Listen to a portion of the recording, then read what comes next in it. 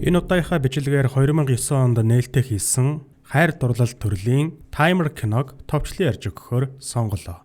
Нэг мэдээлэл хүрэхэд 2024 онд үйлдвэрлэгдсэн Цоошин RAV4 автомашины эзэн болмоор байвал Univision-ы RAV4-тэй кино зэсээс хүссэн киногоо үзэх, эсвэл дурын кино багцаа идэвхжүүлээд урамшуулалд оролцоорой. Машин эзнийг 5 дугаар сарын 29-ний өдөр Univision Mongolia хуудасаар шууд дамжуулан тодруулна. Мөн нэмэлт мэдээлэл дуулгахад урамшууллын хугацаанд Tokyo аппликейшны Movie Mini аппликейшнийг ашиглан кино түрээсэлвэл 50% хөнгөлж байгаа юм байна лээ. Ойрын ирээдүйд эрдэмтэд хүмүүсийн бугуйд суулган заяаны хантайгаа уулзрах цагийг нь тооцоолдог Timer нэртэй төхөөрөмжийг бүтээн. Үүнийг олон ч хүмүүс дижитал хөгжлийн түүхэн дэх дараагийн хувьсгал хийсэн дэвшил гэж нэрлэдэг. Timer нь хэрэглэгчдэд дараах төрлийн үйлчилгээг санал болгоно. Timer-ыг хэрэглэгчийн бугуйнд суулгаснаар энэ нь заяаны хантайгаа уулзах хүртэлх хугацааг нь тооцож, тоолж эхэлдэг. Заяаны ханиуд хоорондоо маш ойрхон ирэхэд Timer нь дугарч тэд бие биетэйгээ учирсан гэдгээ мэдэх боломжтой. Гэсэн хэдий ч заяаны ханиуд хоёулаа аль нь бугуйнда Timer-ыг суулгаагүй цагт энэ нь ажилдгүй. Үүнэ бол Лос Анжелест байдаг шүдний эмч юм. Түүний Timer нь ажиллагаанд ороогүй байгаа нь түүний заяаны ханин бугуйнда Timer суулгаагүй гэж ойлгоход болно. Тиймээс тэрээр саяхнаас болж эхэлсэн найз залууга өөрийнхөө заяаны хань мөн эсхийг мэдхийн тулд Timer-ын оффист авчирлаа. Пэти гэх энтхийн ажилтан бол Үүнагийн сайн найз нь. Учир нь Үүна үерхсэн залуусаа авчирч шалгуулсаар байнгын үйлчлүүлэгч нь болжээ. Түүний найз залуу орохынхоо өмнө сандарч байгаа нь тодорхой.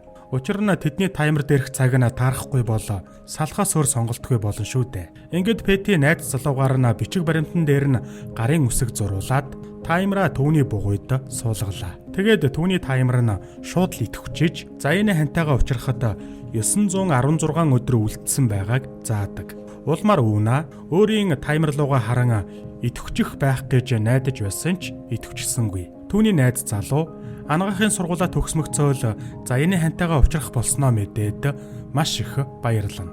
Ингээд тэд бие биентэйгээ тохирохгүй гэдгээ мэдснийхээ дараа салцгааж өөрийн замаар явдаг. Үүнагийн хойд ихч хамтран амьдрагч Стефен Timer нь түүнийг бараг 15 жилийн дараа заяаны хантайгаа уулзрна гэж заасан. Хаашдаа л ийм урт хугацаа заасан болохоор Стефен амьдралын хэв маяг нь өөртөө адилхан залуустай нэг шөнийг өнгөрөөх явдал болжээ. Нэг өдөр Үүна дэлгүүрт явж байхдаа Майкийн нэртэй Касчин залуутай яриа өрнүүлдэг. Майкигийн яриа Үүнад маш ихээр таалагдж байгаа ч тэрээр түүний бугуун дээрх 129 өдрийг заасан Timer-ыг нь хараад өөрийнх нь заяаны хань биш юм байна гэдгийг мэднэ. Майки бас түүний Timer-ыг анзаарсан ч тэрээр түүнд өөрсдийнх нь заяаны ханиуд ирээдүйд байгаа болохоор одоо цагт бие биентэйгээ уулзаж болно гэж хэллээ. Орой нэгчдүүс оройн хоол идэхээр эцэг эхэндээ очихоор шийдэж Стеф урдын адил хоцордгоороо л хоцорно. Стеф Үүнаг хуучин найз залуудаа харамсаж байгааг нь анзаараад түүнд заяаны хантайгаа уулзрах хүртлээр хэн нэгэнтэй нэг шөнийн харилцаа тогтоохыг зөвлөдөг. Эцэг эхийнх нь гэрт дүү Джейсэн анх удаага бугуйнда Timer суулгуулах гэж байгаа болохоор хүн бүрэл догдолж байлаа. Тэд энэ үйл явдлыг хамтдаа тэмдэглэхийн тулд Timer суулгагчийг урьсан байв. Ингээд төхөөрөмж суулгагч Джессигийн бугуйнд Timer-ыг суулгаснаар шуудхан л ажиллагаанд орж заяаны хантайгаа 3 хоногийн дараа уулзрна гэж заадаг. Бүгд л үүнд баяртай байгаа ч Үүна л ганцаараа үүнийг шударга бус гэж үзэж байлаа. Тиймээс тэрээр дүүдээ баяр хүргээд оройн хоолоо хүлээхгүйгээр явдаг. Тэр шуудхан л дэлгүүр рүү очиж Майкитэй уулзахаар шийднэ. Эхэндээ тэрээр эргэлзэж байсан ч эцсийн дүндээ ямар ч л байсан дотгошоо орлоо. Тэгэд түүнд гарцгаая гэсэн санал тавихад Майки хэлэх үггүй хөшнө. Дараа нь шуудхан л хамтдаа ажилладаг хүнээсээ өөрийнх нь оронд ажиллаж байхыг хүсээд Үүнаг дагаад машинд нь суулаа. Тэдэнд ярилцах нийтлэг сэдв байгаагүй болохоор Майкигийн байр руу машинаар явах замд уур амьсгал хачин байв. Эцэст нь тэд Майкигийн байранд ирж түүнтэй хамт амьдардаг 4 найзтай нь мэндэлдэг. Байранд нь шар аригны шил, ариун цэврийн цаас хөглөрсөн байснаар Үүна шийдвэрээ дахин бодоход хүрнэ. Мөн тэрээр Майкид удахгүй 30 нас хүрэх гэж байгаагаа харамсаж байгаагаа хэллээ. Тэгээд түүнийг явах гэж байтал Майки түүнийг үлдэхийг ятгаж эцэст нь тэд үнсэлцөв. Гэтэл Үүна Майкигийн таймерыг дахин анзаараад Заяаны хантайгаа уулзрахад 4 сарын хугацаанд үлдсэн байгааг харна. Улмаар Уна өөрийгөө буруу зүйл хийгээд байна гэдгээ ойлгож уучлалт гуйгаад байрнаас явлаа. Маргааш нь Майки Унагийн ажил дээр өвчтний хуваар ирж гайхшруулна. Майки өөрийг нь кастинг хийдэг болохоор Унад энэ нь таалагдаагүй байж болох ч хөгжим сайн тоглодог гэдгээ хэллээ. Үргэлжлүүлээд таймер бол зөвхөн тодорхой замыг л харуулдаг. Харин амьдрал бол тойруу замаар явдаг гэж Майки түүнийг ятгахыг оролдсон. Гэтэл Уна Майкиг өөрийнх нь Заяаны хань биш болохоор түүнд цагаа дэмий үрхийг хүсэхгүй байна гэж шулуухан хэлдэг. Үүгэрч зогсохгүй Майки ирээдүйн Заяаны ханаа хуурч байгаа юм шиг санагдаж байгааг хэлнэ. Оройн Уна сохор болзоонд нэгэн эрэгтэйтэй явдагч маш уйтгартай өнгөрдөг. Унаг л асуулт тавьсан тохиолдолд эрэгтэй зөвхөн хариулснаар болзоо төдийлөн сайхан өнгөрсөнгүй. Энэ гонигтай байдлаа давж гарахын тулд Уна клуб руу явж дахиад л Майкитэй таардаг. Тэрээр энэ клубт тоглодог хамтлагт бөмбөрчин хийдэг байж. Ингээд тэд бие биентэйгээ харцаараа тулж эцэст нь Майкигийн өрөөнд ирлээ. Улмаар тэд дотны харилцаагаа эхлүүлэх гэж байтал Майкигийн хамтран амьдрагчид байрандаа ирж тэдэнд саадуулна.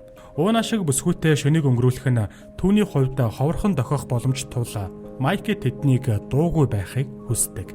Энэ хооронд Стеф асрамжийн газарт хүлээн авагчийн ажлаа хийж байтал Дэн нэртэй царайлаг залуу орж ирэв. Стеф түүнийг сонирхож байгаа ч Дэнд таймер байхгүйг анзаараад сэтгэл нь гонсойлоо.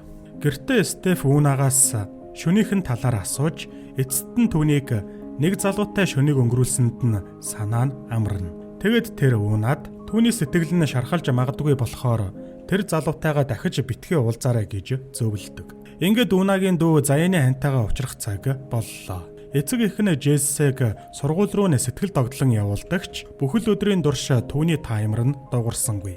Түүнийг эцэст нь гэртээ буцаж ирэхэд тэдний гэрийн үйлчлэгч түүнийг охин Солидаттайгаа танилцуулж эцэст нь таймер нь дуугарна. Улмаар Джессигийн ээжийн сэтгэл нь маш ихээр хөдөлж байхад Солидадын эцэг эх нь охиноо аваад бүдүүлэг зан гарган явдаг. Оройн Уна ажилласаа гэрлэгөө явах гэж байтал Майки гарч ирэн түүнийг цочоосноор Уна түүнийг алгадаж эцэст нь тэд Унагийн гэрлөө ирнэ.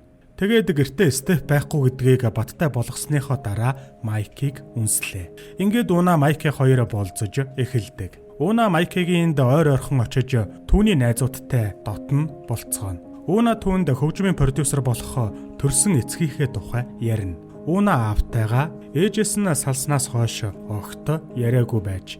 Нэг өдөр Стефийн дарга түүн рүү дуудлага хүлээж авсангүй гэж ууралдаг. Гэтэл Дэн түүнд худлаа хэлж Стефиг хүнд нөхцөл байдлаас гаргана.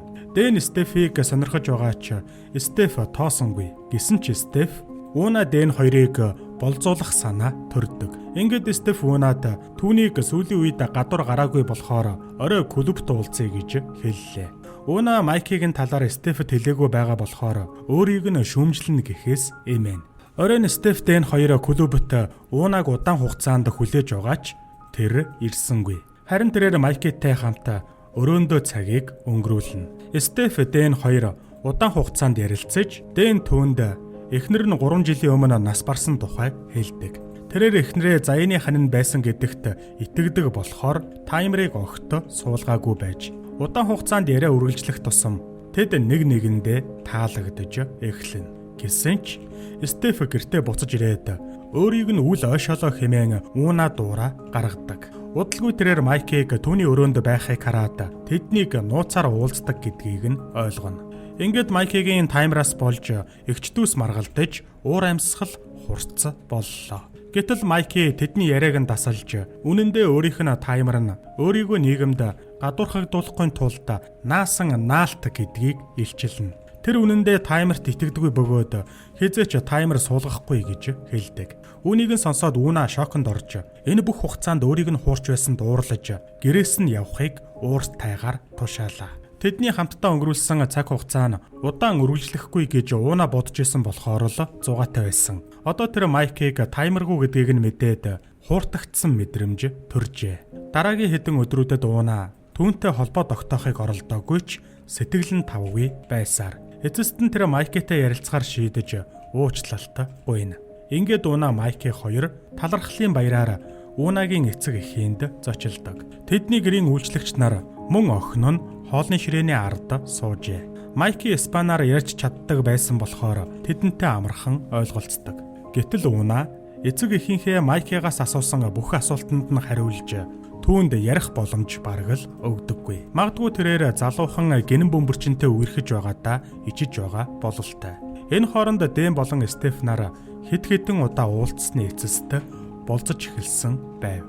Харин Уна одоо Майкигийн талаар ямар бодолтой байгаагаа мэдэхгүй л байсаар үүгэрч барахгүй ээж нь Унаг Майки түүний зайны хань нь мөн эсхийг аль болох хурдан олж мэд хэмээн шахна. Нэг өдөр Майки гинэт түүнд хайртай гэдгээ илчилснээр Уна сандарч орхин явлаа. Тэгээд Стеф Уна хоёр Унагийн төрсөн эцэг Риктэй уулзахаар явна. Тэднийг аавынх нь найз бүсгүй болох залуухан бүсгүй угтаж авдаг. Уна аавтайгаа удаан хугацаанд уулзаагүй болохоор эхний хэдэн минут жаахан духгүй байв. Тэгэд тэр ааваасаа яагаад таймер суулгуулаагүй шалтгааныг нь шуудхан асуудаг. Гэтэл аав нь бугундах таймераа харуулад заяаны хантайгаа уулзахад хэдхэн цаг үлдсэн гэдгийг хэлнэ. Дараа нь найз бүсгүй нь таймер ямар хугацааг заах нь хамаагүй. Рик тайртай л болохоор таймераа ахуулсан гэж хэлдэг.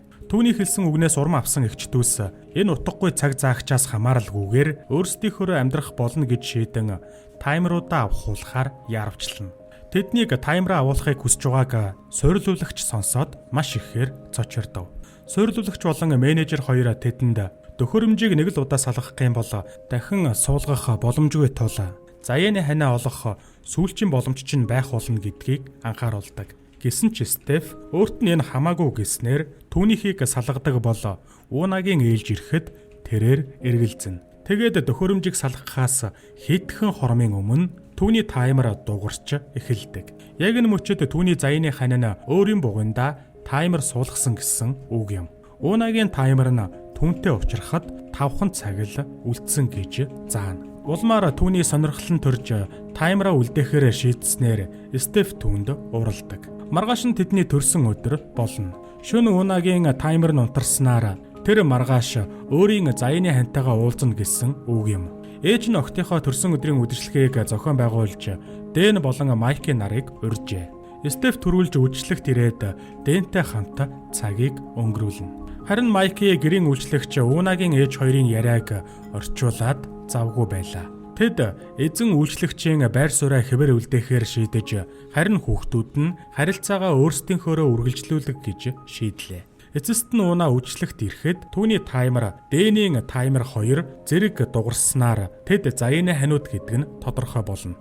Улмар Майки үйлчлэгийг орхин явхад Стеф ууралсандаа галт тоогоор гүйн орлоо. Гэтэл Дэн араас нь орж ирээд Стефээс зүгээр байгаа эсхийг нь асуудаг. Удалгүй Уна нөхцөл байдлын талаар ярилцахаар орж ирнэ. Гэтэл Стеф Уна руу амьдралаас хүссэн бүхнээ авдаг гэж хашгирдаг. Нэг ясандаа тэрээр өөрийнх нь амьдралдаа сонирхсон ганц хүн болох Дэнийг нь булан авна гэдэгт итгэлтэй байв. Эгчдүүс хэрэлдэж Уна Стефиг өөрийн хамгийн сайн найз бөгөөд Дэнийг хүсэхгүй байгаагаа хэлснээр маргаан дуусна. Уна явсны дараа Дэн Стефэд өөрийнх нь таймер суулгах нь Стефийн хувьд чухал байсан болохоор л таймер суулгасан. Тэрнээс биш Уна өөрт нь хамаагүй гэдгийг хэлдэг. Маргааш өглөө Уна Майкитэй уулзахаар түүний байранд ирлээ. Тэрээр Майкитэй цуг байхын тулд таймераа ахуулсан гэд түүнд харуулдаг. Хэдийгээр Майки эхэндээ эргэлзэж байсан ч эцэст нь түүнийг үнсэн. Маргааш нь Стеф Унаг сэрээж үл ойлголцлоо залрууллаа. Тэгээд Уна гүйхээр гарахдаа Дэнтэй санамсаргүйгээр тааралдана. Тэд хэсэг зур ярилцахдаа өөрсдөд нь олон нийтлэг тал байгааг олж мэдэв. Гэсэн ч тэд эцэст нь инээлдэж өөр өөрсдийн замаар явснаар кино төгсдөв.